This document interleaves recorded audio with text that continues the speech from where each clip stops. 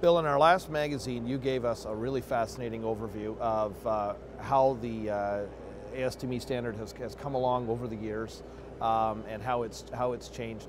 Do you feel now that standards have caught up to existing technology? Well, that's a good question, because one of the examples that we just had about 2 weeks ago at one of the ASTM meetings was how to evaluate insulating glass that's not supported on all of its edges. And that presents another challenge to the industry as well as the committee that I'm working on. And so I guess the short answer to your question is no, we're not as up to date as we'd like to be, because the technologies keep coming along and challenging what the standards need to cover to make certain that they're doing everything that needs to be done. So we've got some more work to do. The committee that you mentioned is the one in ASTM that monitors the ASTM E1300 glass load resistance standard. And that's one that just keeps on evolving and adding more to it to stay up with the industry needs, so that engineers and architects and glazing contractors and producers and others, manufacturers as well, have the right tools to make sure the glass is going to work the way it's supposed to.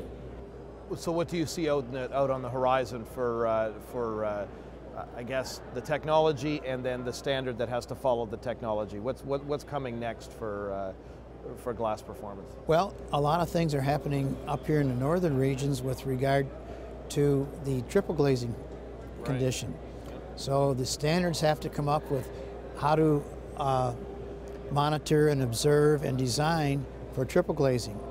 A few years ago, that wasn't a predominant factor. That wasn't even in the standards that we use. So we're now advancing the standards to cover this type of work as well. So the standards are trying to keep up with the technology, and it's kind of a back and forth situation. Right.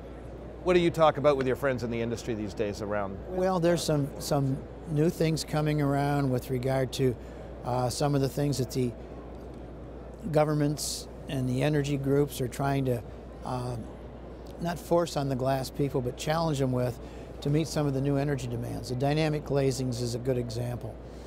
These are the types that would change from light to dark depending on where you're at and what your preference is, and whether you're trying to cut down solar heat gain conditions or glare control or things like that. And also the vacuum glazings. I mean, this is a system where it's a very high performance type system. We're in sort of the initial stages of getting that into what I'll call possible production areas where it can now be utilized. But those are going to be interesting advances in our industry to help meet a lot of these energy demands that we're going to have both right now and also in the future.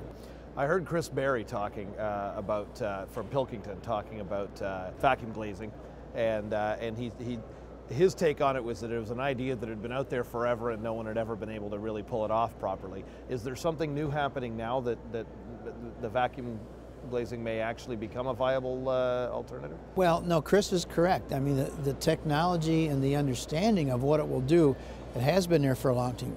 Same thing with the low-E coatings. We've now come around to where we can start to perfect these to the point where they'll be acceptable in the marketplace, both economically and aesthetically and also functionally.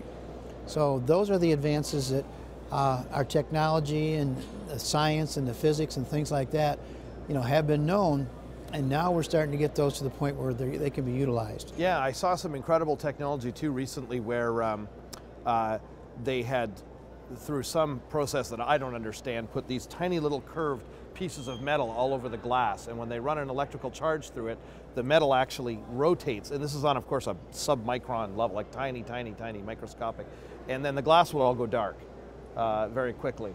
That's that dynamic glazing that you're speaking about. That's one form of the dynamic glazing. The other is that they put coatings on the glass that when an electrical charge is put into the coating, it will go dark, and then when it's taken off, it can go back to light. And how effective is that from an energy performance standpoint? It's very effective, because you can cut down the solar gain basically to a very, very low level, still let a very small amount of daylight in just to kind of keep things lit up. So it can become very effective, cutting down glare and solar heat gain. Thank you, Bill.